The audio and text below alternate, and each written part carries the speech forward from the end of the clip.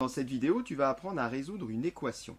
C'est parti, résolvons donc cette équation. Je rappelle, l'objectif principal quand on veut résoudre une équation, c'est trouver x, ce qui revient au niveau des manipulations à isoler x à gauche du signe égal. On a ici pas mal de choses, des x, des nombres, etc. Et ce qu'on va faire, on va déjà repérer, en mettant des couleurs, ce qui est x, ce qui est nombre, en l'associant avec chacun de leurs signes. Voilà qui est fait, alors c'est juste du recopiage, et comme tu le vois, donc j'ai mis en rouge tous les membres en x, et en vert, tous les membres qui sont des nombres entiers. Pourquoi j'ai fait ça? Bien parce qu'on ne va pas laisser cette équation dans l'état, on va d'abord la réduire un petit peu. Ça complique terriblement les calculs que de la laisser écrite de cette façon-là. Et qu'est-ce qu'on peut faire? Eh bien, dans le membre de gauche, ici, on voit par exemple qu'on a 4x moins 3x. Eh bien, 4x moins 3x, 4 moins 3, ça fait 1.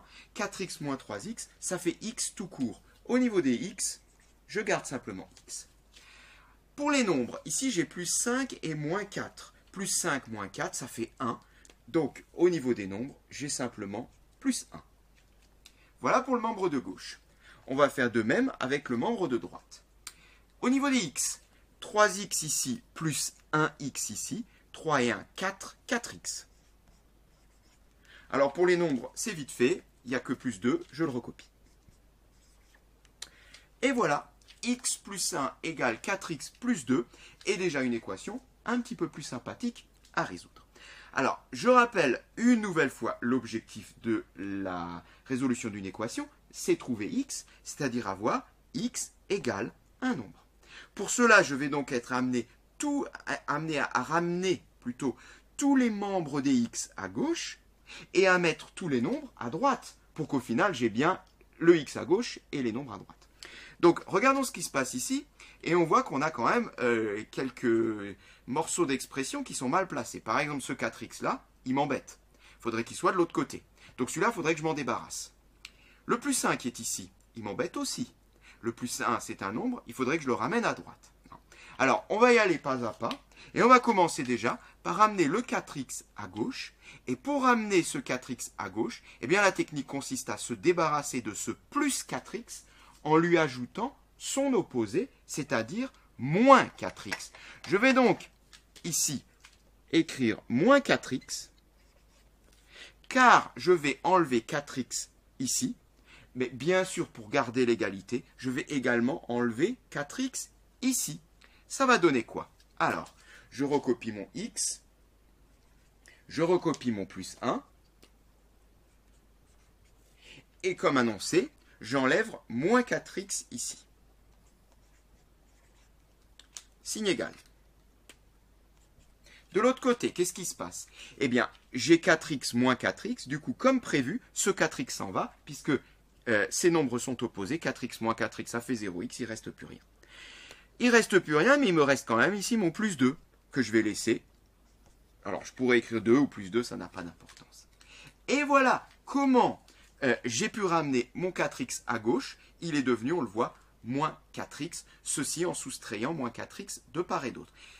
Continuons. Maintenant, j'ai ce plus 1 qui m'embête. Et ce plus 1, j'aimerais bien le ramener de l'autre côté. Il n'a pas sa place à gauche. Je vais donc être amené ici à, enlever 1 de cette façon-là. Plus 1 moins 1, ça fait 0. Il disparaît.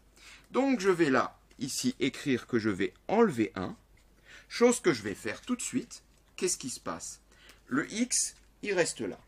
Le plus 1 s'en va puisque j'ai fait moins 1. Le moins 4x, il reste là. La barrière égale. À gauche, j'avais dit que je pouvais enlever ce plus. On va tout de suite le faire. Mon 2, il est toujours là. J'ai enlevé 1, donc je mets moins 1. Et bien voilà, c'est réglé. On a enlevé donc 1 de part et d'autre. Je retrouve ce moins 1 ici. De l'autre côté, il m'a fait disparaître le plus 1, donc ils disparaissent tous les deux. J'obtiens maintenant une équation avec tous les x à gauche et tous les nombres à droite. On va le voir presque.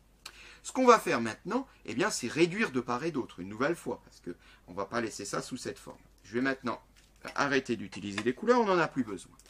Alors, x moins 4x, x moins 4x, 1x moins 4x, 1 moins 4, moins 3, moins 3x.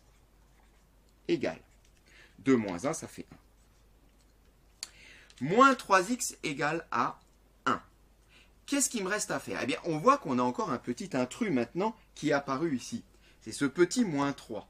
Ce petit moins 3, j'aimerais bien également m'en débarrasser pour avoir x tout seul, isolé à côté du signe égal. Et là, cette démarche-là, on l'a expliqué dans la vidéo numéro 2 sur les équations. On va le faire. Eh bien ici, en réalité, j'ai une multiplication par moins 3. Comment se débarrasser d'une multiplication par moins 3? Ben, tout simplement en effectuant une division par moins 3. On va donc diviser de part et d'autre par moins 3. Alors, qu'est-ce qui se passe? Eh bien, si je divise ici par moins 3, je multiplie par moins 3, je divise par moins 3, eh bien, ça s'élimine, il ne reste plus rien, enfin, il reste quand même notre x, égale 1.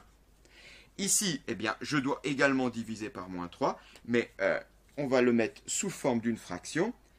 C'est exactement la même chose, seulement l'écriture de cette façon-là pourra être exacte. J'ai divisé par moins 3, ça m'a permis de faire disparaître mon moins 3, j'ai plus que le x. J'ai divisé par moins 3, ça apparaît ici. On a donc divisé de part et d'autre par moins 3, et on trouve x égale 1 sur moins 3, qu'on va écrire x égale, la place du moins n'a pas d'importance, moins 1 tiers. Et voilà la solution de mon équation, x égale moins 1 tiers, et cette séquence est terminée.